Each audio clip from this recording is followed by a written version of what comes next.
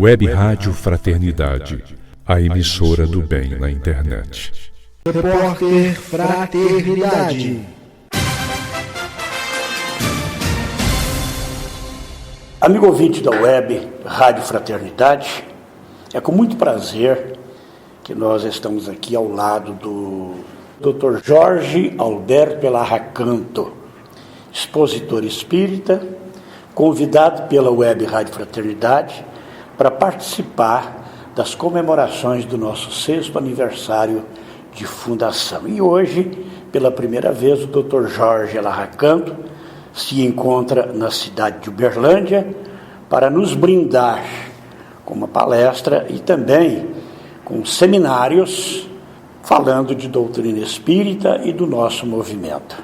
A nossa primeira pergunta, doutor, para o senhor, depois dos seus cumprimentos, seria essa: quem é Jorge Elarra, nas palavras de Jorge Elarra? Bom dia aos ouvintes da rádio, bom dia a você também, Hélio, bom dia a todos que estão nos ouvindo, seja pela rádio, seja pela internet. É um prazer estarmos aqui na companhia de todos. E respondendo a pergunta, eu dividiria a resposta em 3 partes, né? Questão profissional, questão pessoal e a questão doutrinária. Profissionalmente, eu sou engenheiro eletrônico, mas já atuo há alguns anos no IBGE como analista de sistemas, analista de pesquisas do IBGE, e já faz um tempo que eu estou afastado do IBGE, trabalhando em funções de cargo público. Hoje eu ocupo a função de secretário de planejamento do município que eu atuo, então faço a parte de controle orçamentário e planejamento da coordenação das diversas secretarias do município em que eu moro. Já estive também no Estado trabalhando como secretário de Educação por um tempo e atualmente, profissionalmente, eu atuo muito mais nessa área de articulação junto com as diversas secretarias e a previsão de orçamento e o planejamento de curto e longo prazo do município. Pessoalmente, eu sou casado, tenho 4 filhos. Meus filhos hoje estão... O mais velho tem 27, o mais novo tem 19. E desses meus filhos, um deles é genético, os outros 3 são adotivos, que a gente foi adotando ao longo do tempo. E o meu filho genético foi o último que nasceu depois de 10 anos de casado. Mas, assim, são todos muito próximos da gente, são todo mundo muito unido. E nós constituímos uma família nessas características. Eu venho de uma família de origem judaica e sou casado com uma mulher de origem muçulmana. Então, ela é de origem xiita, mas nós 2 somos espíritas. Mas as raízes familiares são dessas 2 linhas de pensamento. Existe algum conflito entre vocês 2? Não existe. Não existe. A gente assiste o noticiário, né? Agora, quando a gente vai assistir o noticiário, a gente sempre fica observando com cautela os comentários que faz, porque é a família de um ou do outro. Mas é complicado, assim, a gente assistir. Os nossos familiares têm uma visão diferente da gente, porque não tem a visão espírita das coisas e acaba dando uma interpretação muito mais terrena para o que acontece. A gente, pela própria formação que possui, graças à doutrina espírita, a gente não tem esse tipo de divergência e entende tudo isso como uma questão temporal e que eu reencarnei dentro de um lar judeu e ela num lar muçulmano, poderia ter sido ao contrário. Então, não tem essa diferença tão grande assim, não. Mas eu gosto muito da cultura árabe, gosto mesmo. Assim, embora não conheça nada do meu passado, tenho a impressão de que já tive alguma vida pelo lado de lá. Mas, pessoalmente, seria isso. E na questão doutrinária, eu sou espírita desde 1980, atuei num grupo de juventude durante muito tempo, depois quando eu fui para Rondônia, eu era do Movimento Espírita do Pará, fui evangelizado pelo Alberto Almeida, sou cria do Alberto.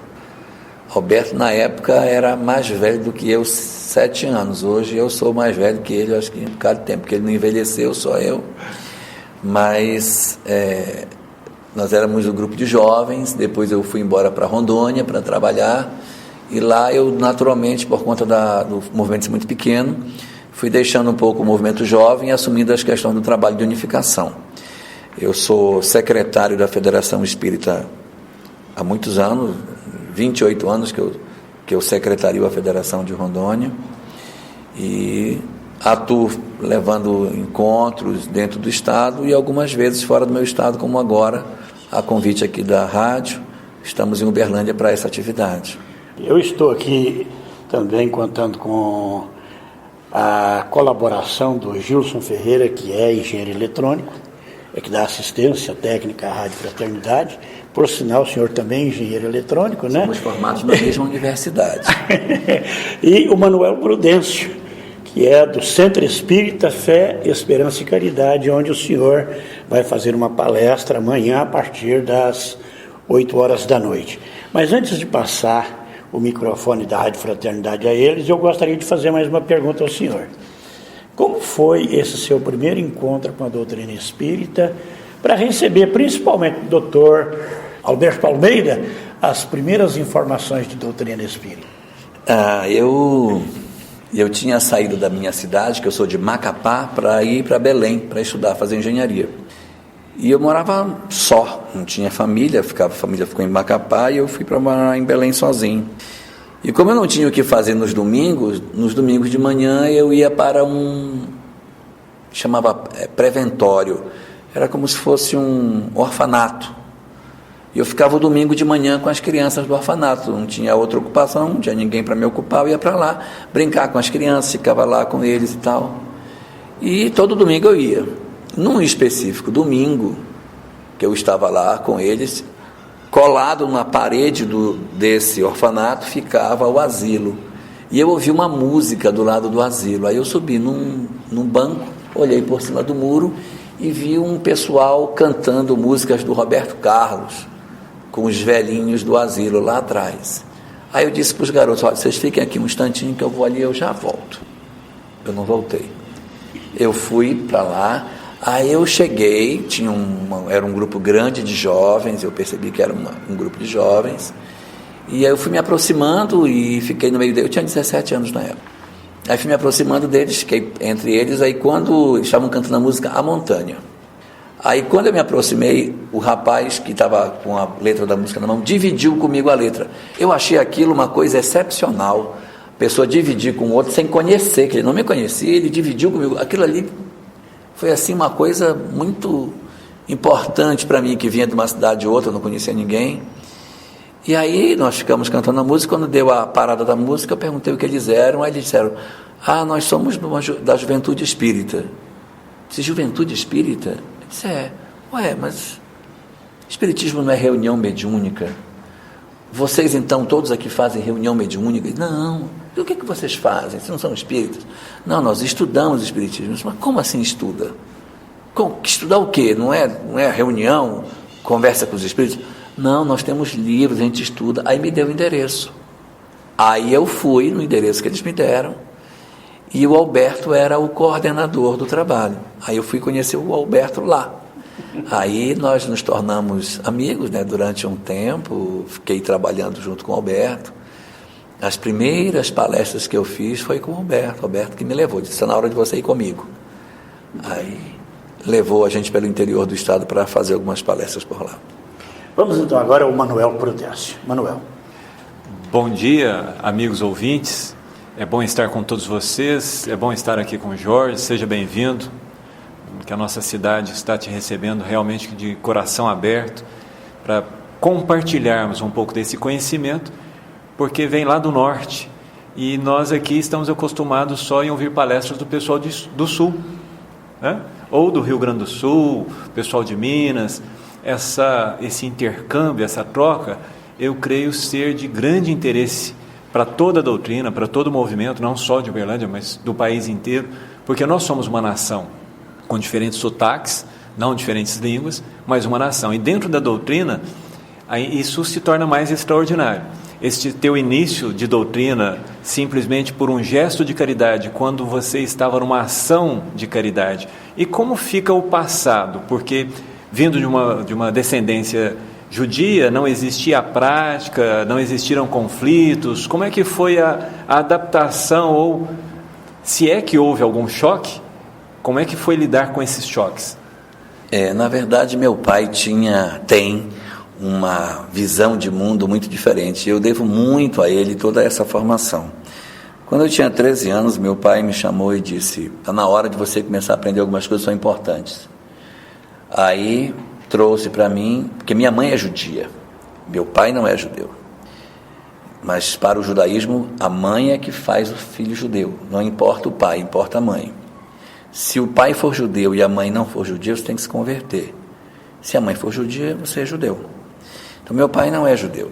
E meu pai me chamou quando eu tinha 13 anos e disse: está na hora de você começar a aprender umas coisas que são importantes. Aí me deu um livro, O Pensamento de Buda. Vá ler e a gente vai conversar. Vai lendo, a gente vai conversando. Aí eu fui lendo, a gente foi conversando. Quando eu terminei de ler, aí ele disse: agora eu vou te passar outro. Você vai ler o Bhagavad Gita, você vai ler o Pensamento de Krishna. Aí eu peguei o Pensamento de Krishna. Aí eu li. Quando eu voltei, ele disse: agora você vai ler Krishnamurti. Aí me deu. Aí eu li Krishnamurti. Ele disse: agora você vai ler Lobsanghampa. Aí eu comecei a ler Lobsanghampa. Aí ele me deu Carlos Castaneda. E eu fui lendo.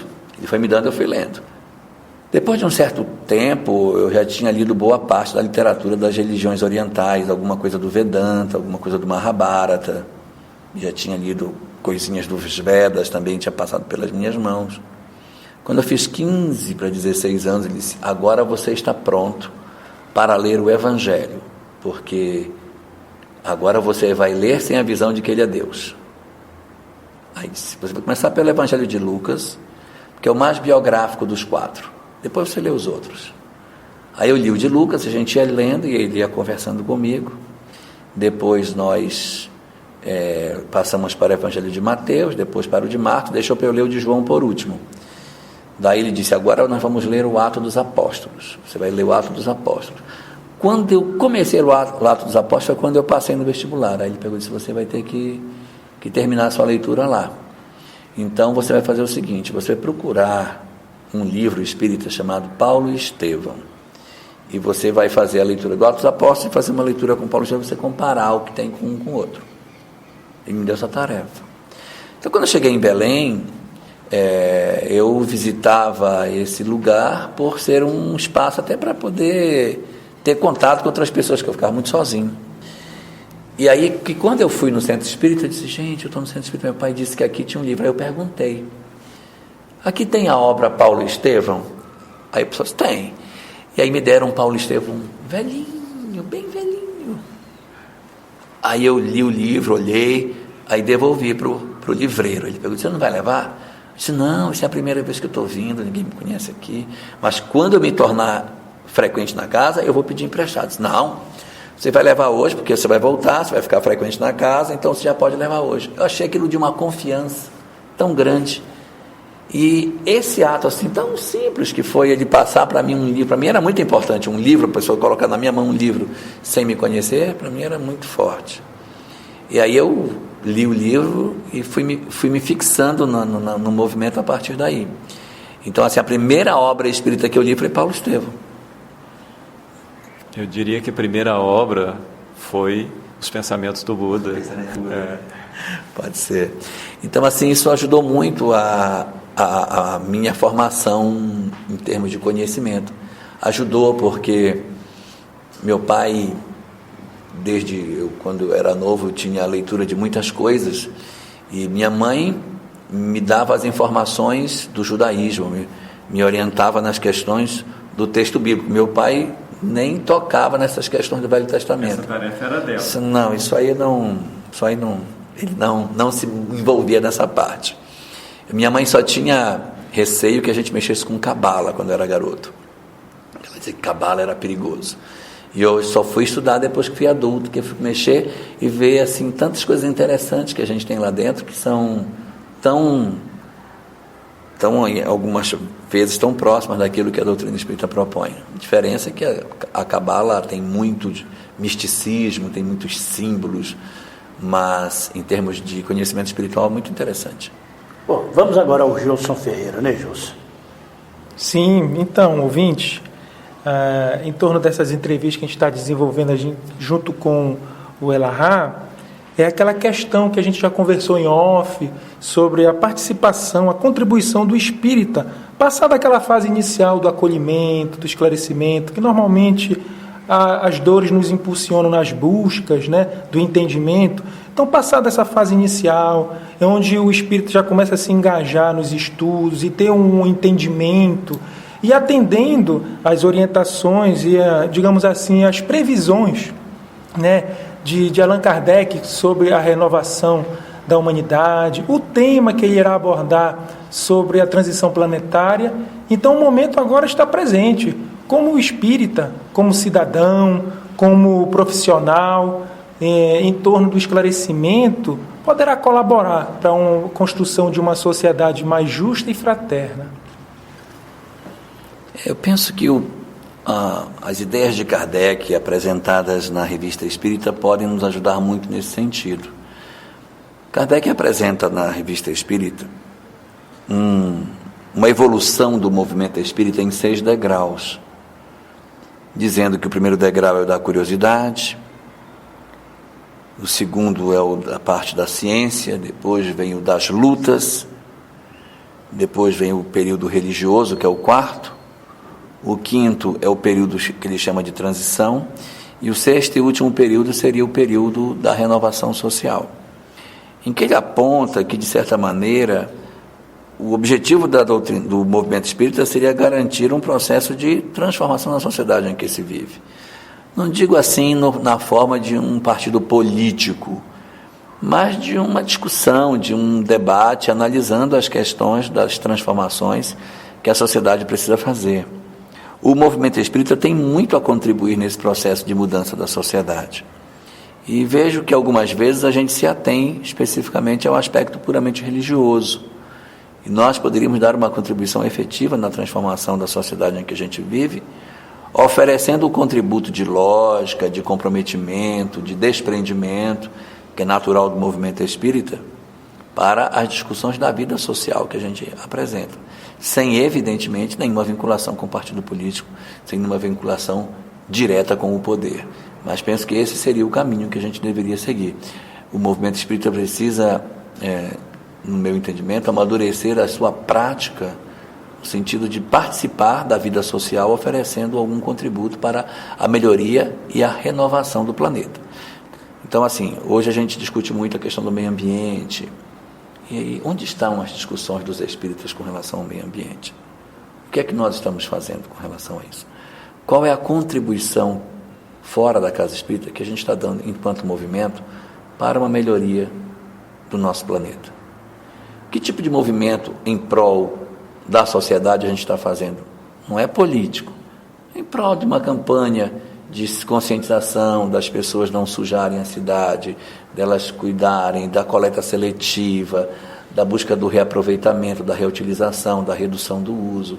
Então, essas coisas são muito importantes, que nós nos engajemos nesses ideais que são alinhados com o pensamento espírita. Então, há muito que ser feito em termos do acolhimento da sociedade, não digo nem somente na casa espírita, mas o acolhimento da sociedade. Como é que o movimento espírita vem tratando a questão do acolhimento das pessoas que têm envolvimento com a questão da droga? Como é que nós estamos trabalhando isso? Como é que o movimento espírita vem trabalhando a reinserção das pessoas envolvidas com o sistema prisional? Como é que a gente se insere nesse processo? Até que ponto nós estamos realmente engajados numa renovação social? Porque ela não vai vir automática, ela vai vir a partir do momento que houver um engajamento efetivo das pessoas nesse propósito. O nosso irmão aqui, o Manuel, ele deseja fazer algum comentário ou uma pergunta. Pois não, Manuel? Na verdade, é em continuidade até ao tema proposto, né? Eu vejo três pilares: o espírita, o movimento e a doutrina. Como é que você separaria esses 3 componentes? É muito importante que o espírita ele não dependa do movimento para fazer o bem. O que acontece muitas vezes é que as pessoas do movimento espírita esperam o movimento para executar uma tarefa e sozinhos não exercem a sua função isolada na sociedade. Então, olha, a minha casa espírita tem um trabalho de visita ao hospital e eu faço parte dessa tarefa institucional de visita. mas eu não faço a visita. Eu não faço, eu faço institucionalmente. Se nós pegarmos a obra O Evangelho segundo o Espiritismo, há uma mensagem lá de uma mulher que ensinava a filha a visitar a casa dos que eram menos favorecidos. Não era pela instituição espírita, era ela. Então a gente precisa desenvolver a capacidade de realizarmos as coisas por nós próprios. Qual é a iniciativa individual que eu estou tomando? Porque independente daquilo que o movimento faz, eu como pessoa tenho uma contribuição a oferecer. Com relação ao movimento organizado, esse movimento precisa ser consentâneo com a doutrina. Então, na hora que o movimento, que é a ação efetiva das pessoas para a divulgação da mensagem espírita, decide fazer um trabalho num hospital ou qualquer coisa assim, é muito importante que esse trabalho seja feito alinhado com o pensamento daquilo que a mensagem que está contida nas obras apresenta, para que não haja um desalinhamento entre o que o movimento espírita faz e o que a doutrina espírita preconiza. Serviços que são de atendimento a famílias carentes, de distribuição de sopa, são atividades extremamente importantes dentro do movimento. Elas são fundamentais, até porque elas são a base da estruturação daquilo pelo qual o movimento espírita mais se reconhece, que é a questão da caridade. Mas é fundamental que esses trabalhos sejam consequentes. De certa maneira, algumas pessoas apresentam com um certo orgulho, dizer assim, essa é a terceira geração de família que nós estamos atendendo com a sopa aqui no domingo na nossa casa. Nós atendíamos a avó, atendemos a mãe, agora estamos atendendo a neta. Então nós já estamos aqui com o trabalho há mais de 50 anos. É louvável a manutenção de um trabalho por esse período todo, mas o trabalho assistencial ele tem que existir para deixar de existir. Ele precisa existir para que ele não exista mais. Se ele existe e não estabelece como que ele vai terminar, ele não está alinhado com a doutrina espírita. Pode ser uma atividade do movimento espírita, mas é preciso garantir a promoção social. Senão eu gero um exército de dependentes que, até quando a gente vai fazer isso? Isso não é a caridade apontada na obra doutrinária, de que você tem que manter a pessoa naquele estado de dependência para que você exerça o papel de socorrista e ela de socorrido. A gente tem que entender que na parábola dos trabalhadores da vinha, que a gente gosta de chamar de trabalhadores da última hora, havia trabalhadores desde a primeira hora até 1/10. Os mais fortes e os mais fracos, todos. Os poderosos e os fraquinhos. Na hora de pagar, todo mundo valeu 1 denário. Ninguém vale mais do que ninguém.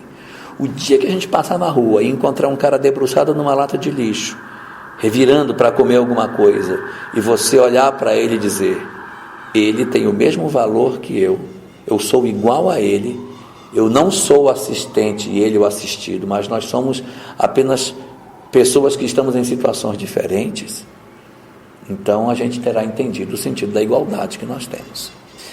Enquanto a gente não fizer isso, a gente vai fazer um trabalho, como está colocado na obra O Evangelho segundo o Espiritismo, que você entrega a moeda e a pessoa, se pudesse não esticar a mão, não recebia, mas ela estende a mão porque ela não tem jeito.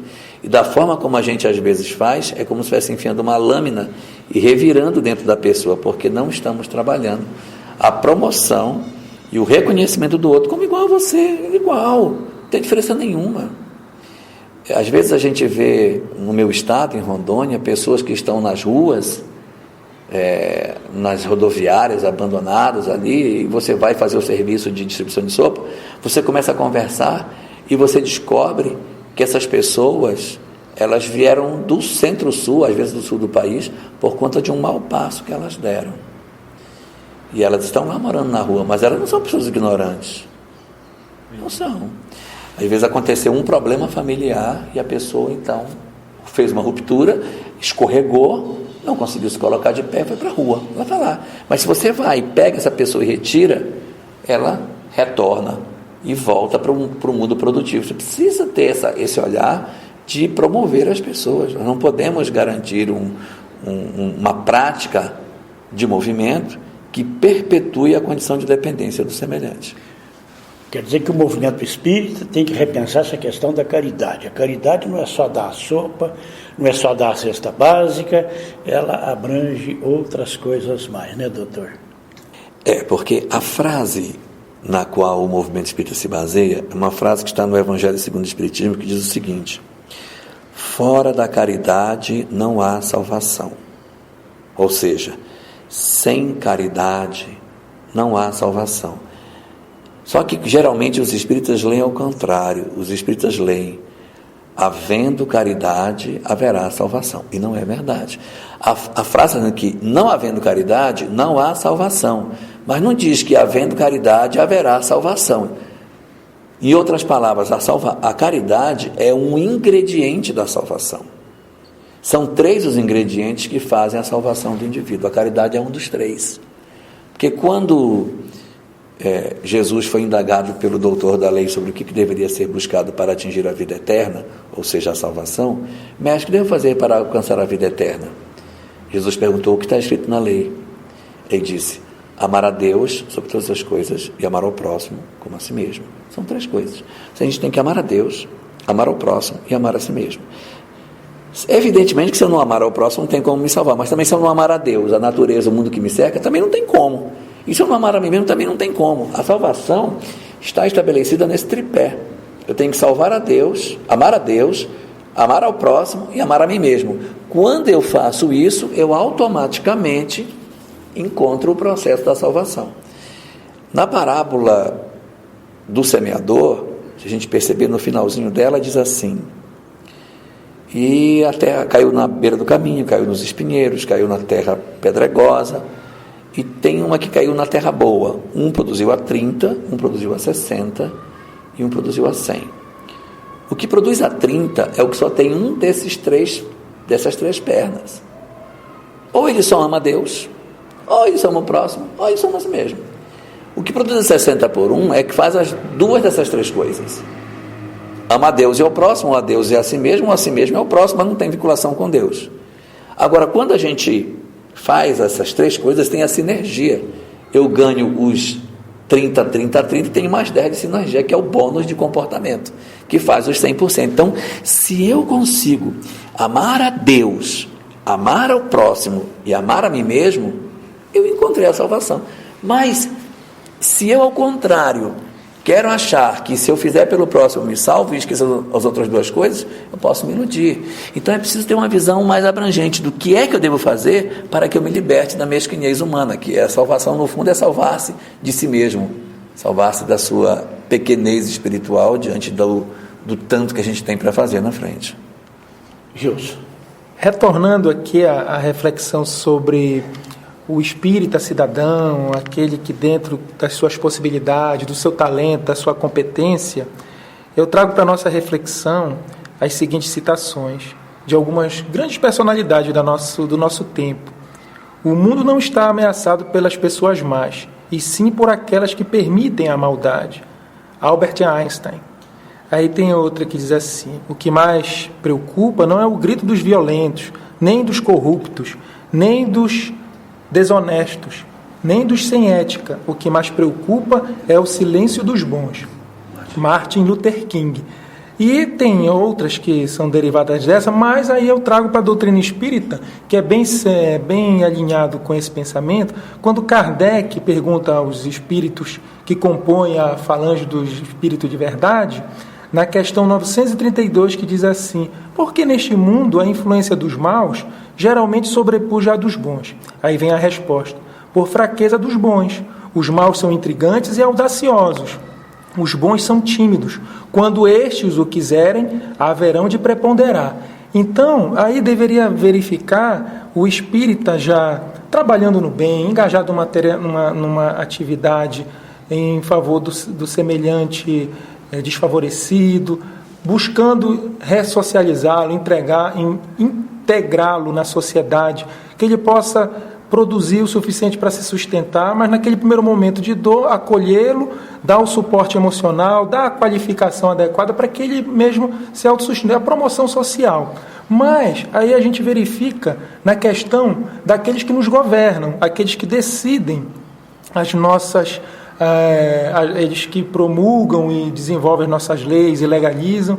Então a gente verifica assim uma desarticulação dos bons nos seus vários segmentos da interação com a sociedade, desde os conselhos municipais, em que podem estar atuando, fiscalizando para cobrar das autoridades, e também localizar os outros espíritas, os bons, digamos assim, aqueles que estão em busca, que já possuem alguns valores pautados na ética do Cristo, na sua condição de promotor, na sua condição de delegado de Polícia Federal, enfim, de eles se encontrarem para poder agir de maneira eficiente na sociedade para que a gente possa construir.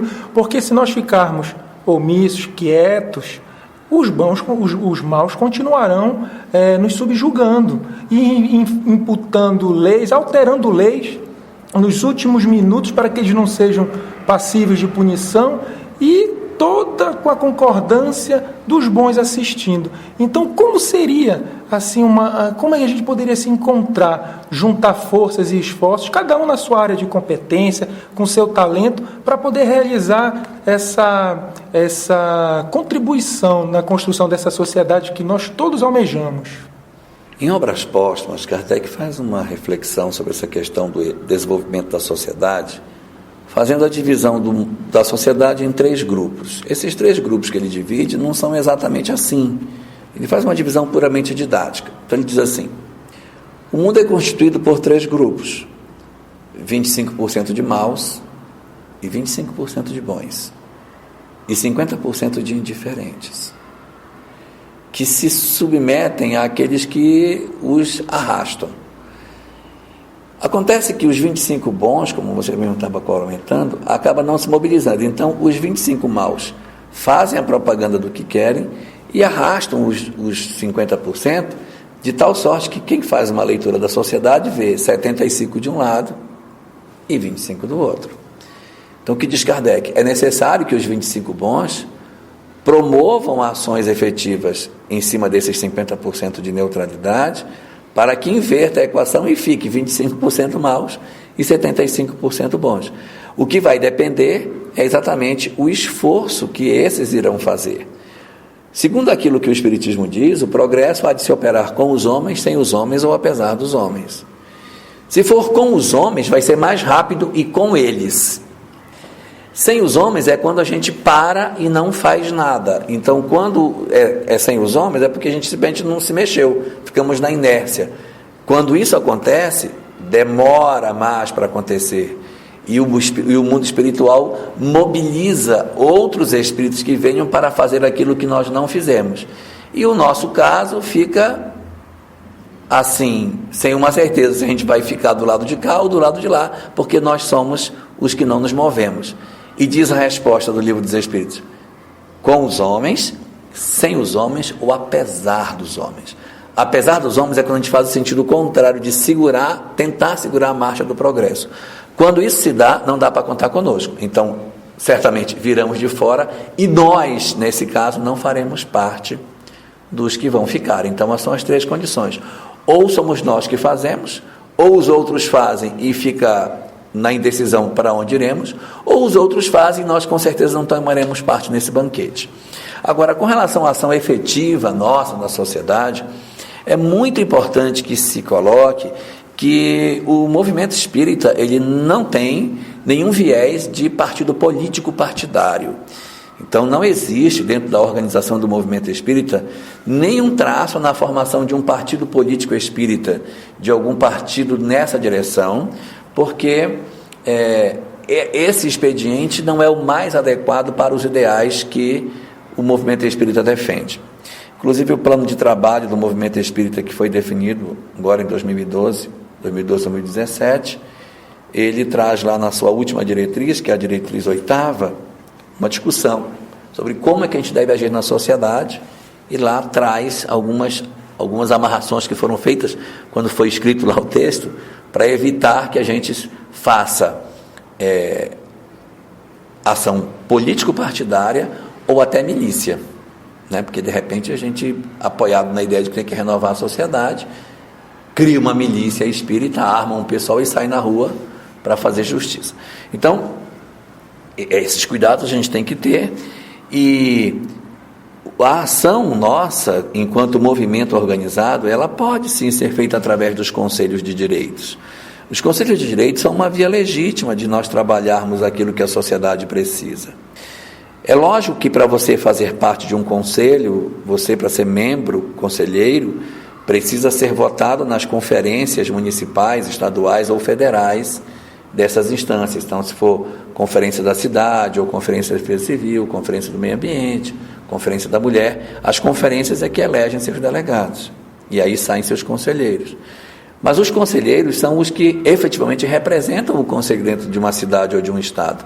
Só que, independente de quem participa como conselheiro, qualquer pessoa pode e até deve participar das reuniões do conselho, porque tem direito à voz, mas não tem direito a voto.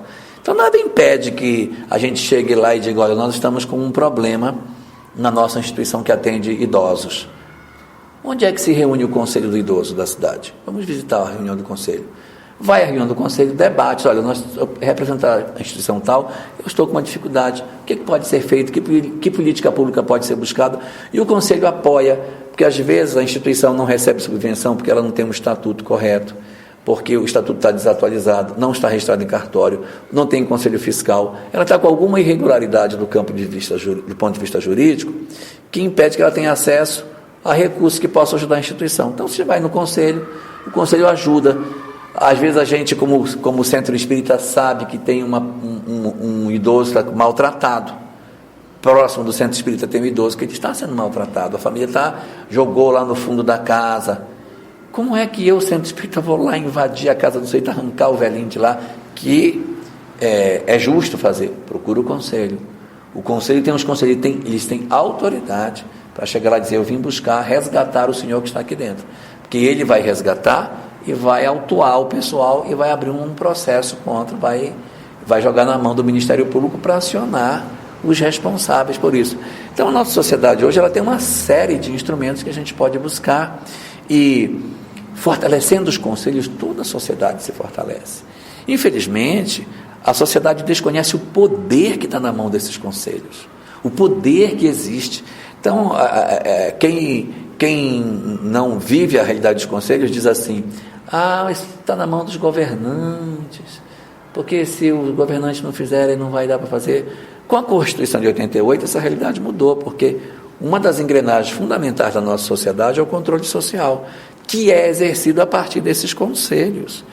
E aí, os conselhos são o olhar da sociedade fiscalizando o poder público em ângulos específicos de atuação dele. E nada impede, é até recomendável, que os diversos movimentos, aí falo não somente o movimento espírita, mas o movimento católico, o movimento protestante, o movimento de ONGs, do que quer que seja, o pessoal do AA, o pessoal do NA, de todos esses movimentos que buscam a melhoria da sociedade, possam estar presentes. Por exemplo, nós temos, presumivelmente, em Uberlândia também deve ter o COMAD, que é o Conselho Municipal Antidroga, que discute as políticas antidroga, que discute as questões do que pode ser feito para reduzir o acesso à droga, como é que a gente trabalha. Esse Conselho Antidroga, ele tem 4 câmaras. Ele tem uma câmara que só trabalha a prevenção. O Centro Espírita poderia fazer um trabalho maravilhoso na Câmara de Prevenção. Maravilhoso.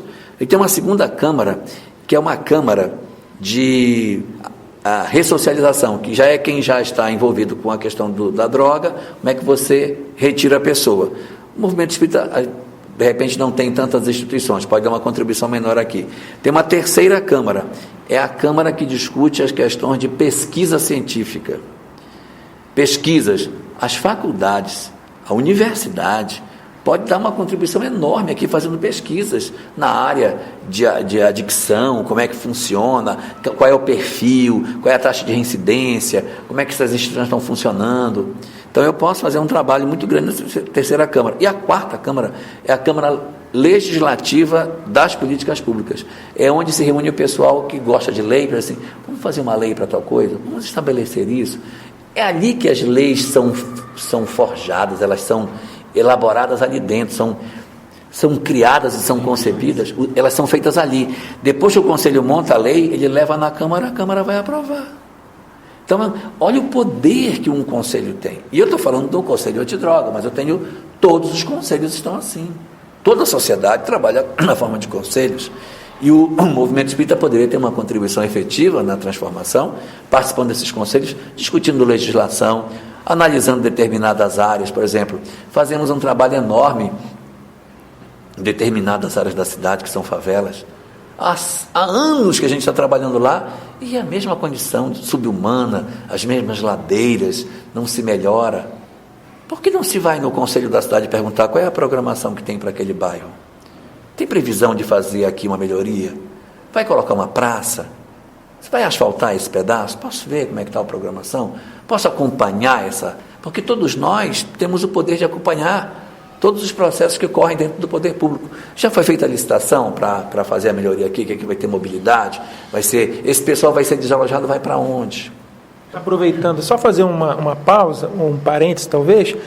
E se no caso desse cidadão que foi se interessar por essas benfeitorias, esse planejamento, mas aí ele por ele não entender os processos, a quem ele buscar para fazer valer esses projetos ou essas implementações dessas demandas, a quem ele recorreria? A Defensoria Pública? Porque você caçou aqui, trilhou para nós coisas que eu desconhecia, eu conhecia por alto, assim, muito timidamente, mas nos deu uma visão de como poderemos interagir efetivamente. Agora, aí a pessoa vem assim, aí fica embromando, fica enrolando, vai passando o tempo, aí vai em outro candidato, aquela coisa, vai mudando o prefeito, aí quem a gente deve recorrer? Aí vai na justiça, aquela coisa. Então, a quem deveria recorrer para que pudesse fazer valer esses projetos, ou então atender essa demanda? A Defensoria Pública é o advogado do pobre. Então, ele funciona nas causas pessoais das pessoas que não têm recurso para pagar seu advogado. Então, eu tenho uma demanda contra uma outra pessoa, sou pessoa física, tenho uma demanda contra outra pessoa, eu não tenho como bancar um advogado. Eu vou na Defensoria Pública e aí o Estado disponibiliza a meu favor um advogado para trabalhar na minha causa. Esse é o defensor público. Para essas causas de interesse coletivo, o órgão mais indicado é o Ministério Público, porque ele é que cuida das questões dos direitos difusos e coletivos, né? E aí seria o local mais indicado. Mas antes do Ministério Público, ainda existe uma instância que pode ser buscada para não ter que ir lá no Poder Público, lá no Ministério Público. Existe um instituto que certamente Uberlândia tem, chamado Observatório Social. O que é o Observatório Social? O Observatório Social é um grupo de voluntários que se reúne para fiscalizar o poder público sem ser pago pelo governo. Então, eu tenho uma pessoa que entende de engenharia, eu tenho um outro que entende de licitação, eu tenho um outro que entende de lei, e a gente tem um grupo, que é o Observatório Social. Saiu uma licitação para fazer tal coisa, a gente vai olhar, essa licitação está errada, tem rolo aqui. Isso aqui tem um... Então, o Observatório Social ainda é uma instância que você ainda pode buscar.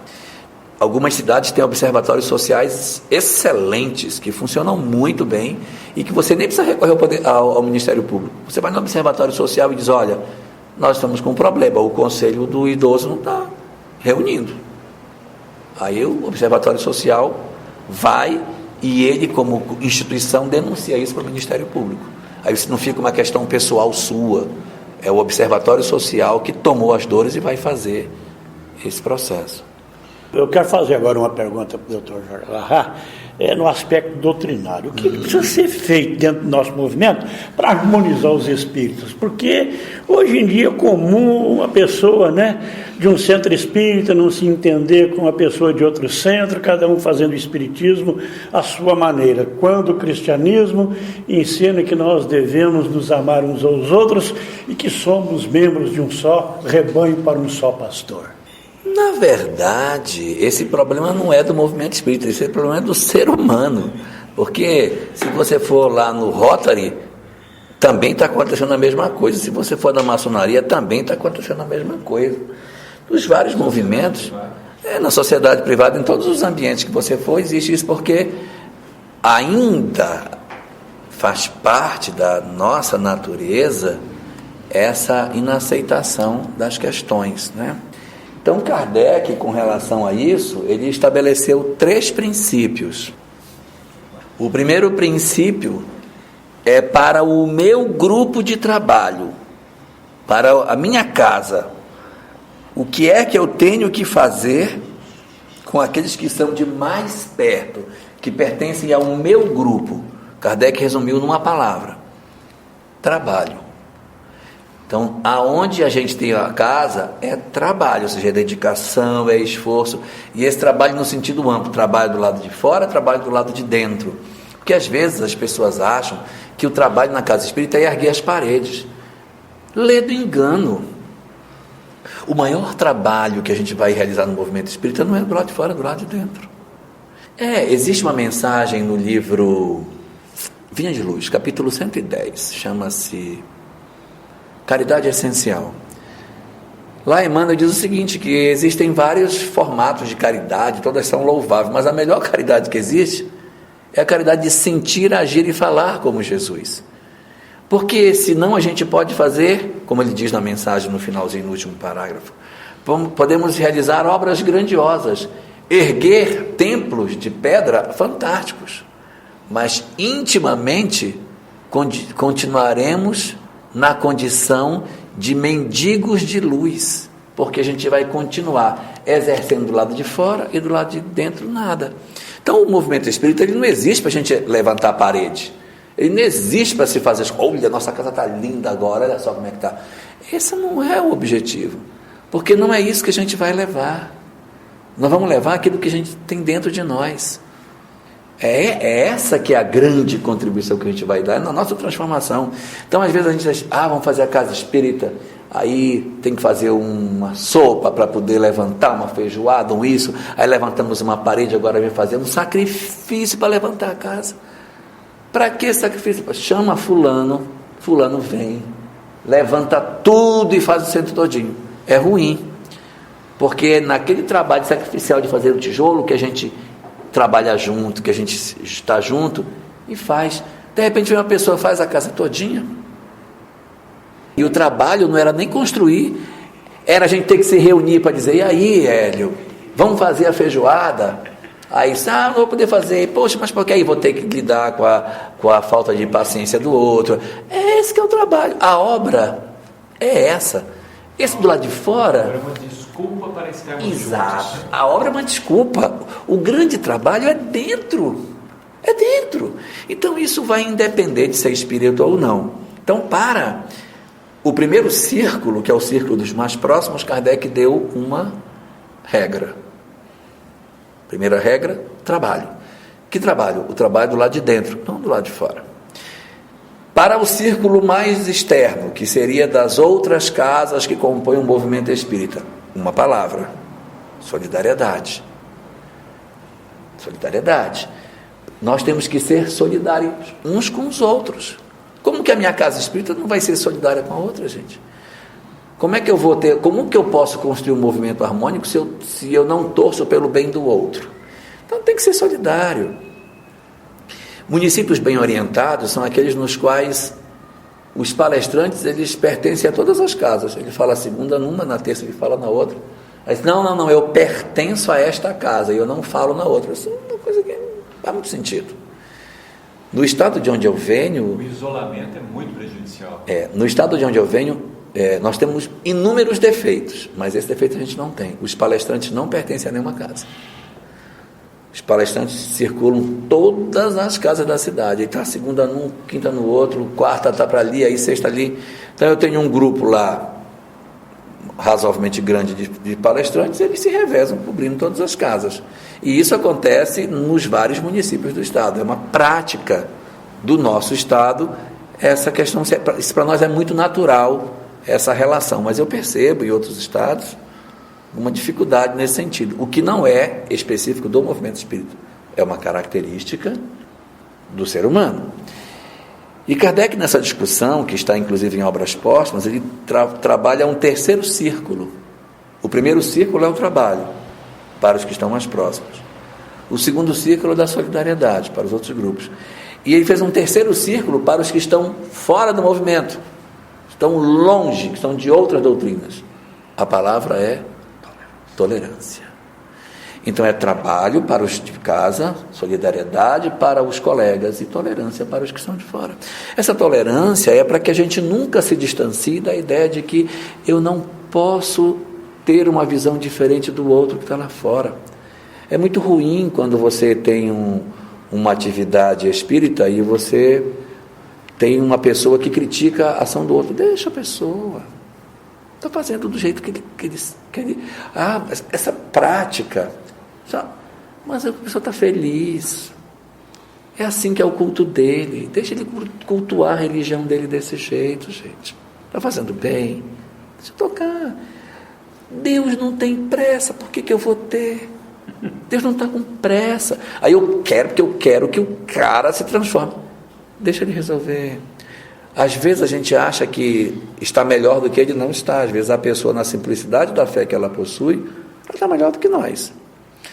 Tanto assim é verdadeiro que na obra Voltei, do irmão Jacó, se a gente bem lembrar, quando Jacó, que foi um doutrinador de muitos anos, Frederico Finer, que era judeu, Frederico Finer estava na praia, se refazendo para a retomada da sua caminhada para o mundo espiritual, aparece, nós estamos aguardando alguém que vai chegar, que acabou de desencarnar, eles estão esperando.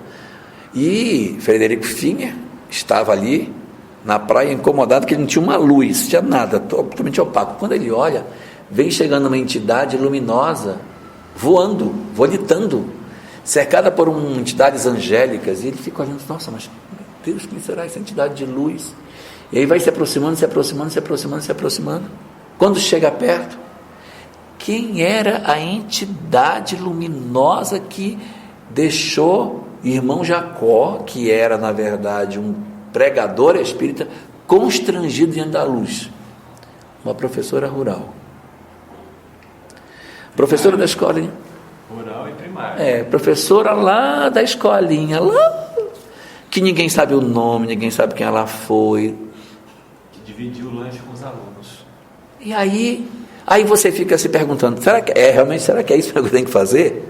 Porque no fundo, o que Deus quer de nós não é que a gente faça. É uma ilusão achar que a gente tem que fazer. Nós não estamos aqui para fazer. Nós estamos aqui para sentir. Só que não tem como sentir sem fazer. Mas tem gente que faz sem sentir, o que é muito complicado. A questão é sentir. Nós estamos para sentir. E ela sentiu, porque se ela se iluminou, é porque ela o que fez sentindo. Com sentimento. Fez com sentimento. Esse que é a chave do sentimento. E aí, se eu não tiver tolerância para lidar com os que estão diferentes de mim, eu vou achar que eu estou certo e os outros estão errados. Mesmo porque o Chico Xavier já dizia que por trás de todo segmento religioso está o pensamento de nosso Senhor Jesus Cristo. Khalil Gibran, que era um pensador árabe, libanês, tinha uma frase muito boa. Ele dizia assim: Deus faz a verdade com várias portas para atender a todo crente que a elas vem bater. Então, onde você bater, a porta está lá. E a gente, se tiver essa compreensão, você convive bem com os outros credos, você vai ter a tolerância que precisa ter. Se não tiver... É trabalhar os 3 amores. Trabalhar os 3 amores. Bom, gente, então, eu dou por encerrada a minha parte, certo? Quero saber se vocês estão satisfeitos, ou se gostaria de perguntar mais alguma coisa para o Dr. Jorge Larra. Não? Então, doutor, agora nós deixamos o microfone à sua disposição para suas considerações finais. Lembrando que o senhor está aqui em Uberlândia por causa do 6º aniversário de fundação da Web Rádio Fraternidade. Eu diria que é só uma desculpa. A comemoração é só uma oportunidade de todos nós nos abraçarmos, nos reunirmos e praticar esses amores. O amor pelo próximo, bem próximo, no trabalho, o amor pelo próximo, mais próximo do movimento na solidariedade, e a tolerância para todos aqueles que quiserem explorar um pouco mais essas ideias de fraternidade. Muito bem lembrado. Então, é assim um prazer muito grande a gente estar aqui exatamente na comemoração do 6º aniversário da rádio, que é uma iniciativa interessantíssima pela possibilidade de levar o Espiritismo para pessoas que não teriam condições de estarem presentes em determinados locais, mas que nem por isso deixam de usufruir do benefício do conhecimento espírita. Às vezes, a gente não se dá conta do que significa conhecer a doutrina espírita. No meu estado, nós somos 52 municípios, 18 tem centro espírita. Tem muitos municípios que não tem. Então, quando eu passo nos municípios menores que não tem nenhuma casa espírita, eu fico olhando e fico pensando comigo, como fazem as mães que perdem seus filhos nesse lugar? Como estão se virando os médiuns que estão com a sua mediunidade ostensiva? Como está sendo lidado a questão da obsessão nas pessoas que estão condenadas a viverem num local onde a informação pode até ser, de alguma forma, satisfatória, mas não traz à luz do esclarecimento que o movimento espírita, que a doutrina espírita pode nos oferecer. E aí, numa hora como essa, a rádio ela vem e preenche essa lacuna que a gente não consegue preencher. Então, a rádio funciona e não tem, às vezes, noção do que está fazendo. Nem tanto para onde as pessoas têm centro espírita, nem tanto para Uberlândia, mas onde não tem. Uma fazenda. Lá longe, numa fazenda distante, que eu pego pela internet, eu consigo pegar um sinal. Então, nos municípios distantes, onde não tem ninguém, o benefício do esclarecimento espírita que tem que ser feito. Então, uma oportunidade como essa é extraordinária. Você poder ter a chance de levar esse esclarecimento. E exatamente aproveitando isso, eu queria aproveitar para deixar um recado para as mães. Exatamente para as mães que perderam seus filhos. Segundo a doutrina espírita, não existe dor maior do que a perda dos entes queridos. Os próprios espíritos que convivem a realidade da imortalidade e que sabem que a morte não existe, dizem que a maior dor na Terra é a dor de perder alguém querido. E exatamente por isso a doutrina espírita vem em nosso socorro para dizer que, apesar de todas as dores e todas as tristezas que são decorrentes da ausência daquele que partiu antes de nós, é fundamental que a gente saiba que aqueles que partiram antes de nós não estão mortos, mas convivem conosco, se alegram com as nossas alegrias, se entristecem com as nossas tristezas, torcem pelo nosso sucesso e aguardam por nós. Que nós não nos apressemos de ir ao encontro deles, porque isso não vai facilitar o reencontro. Que nós aceitemos o fio da vida correr lentamente, para que o nosso encontro seja positivo, para que a gente consiga se encontrar e ser feliz. Que nós não abandonemos os ideais do bem, porque a vida não nos deu aquilo que a gente queria ter. Se os nossos anjos partiram do berço antes da hora, que nós saibamos reconhecer o amor de Deus em todas as coisas, que deve ter razões para justificar essas questões em nossas vidas. Deus, por nos amar profundamente, há de ter explicações razoáveis para tudo isso que nos acontece. É importante lembrar que os evangelhos, nenhum deles termina na crucificação. Todos eles terminam na ressurreição, como numa lembrança para todos nós e para as mães principalmente, de que a morte não é o fim de nada, é apenas uma transição, e que aqueles que achamos que estão mortos estão vivos e estão conosco, que conforme diz Emmanuel, mais forte do que a perda de um filho, só há uma coisa, é a certeza de saber que ele ainda vive. Então, que essa esperança, essa motivação aqueça os nossos corações, enxugue as nossas lágrimas e nos garanta a capacidade de tocar a vida para frente, apesar das feridas que a gente pode levar por conta dessas perdas. Chorar é válido, desesperar desnecessário. Sentir saudade é justo, mas blasfemar jamais. Deus há de ter a resposta para nós. Nós só precisamos alinhar a nossa vida com o equilíbrio para que a gente consiga alcançar os objetivos que Deus traçou para todos nós. Repórter Fraternidade.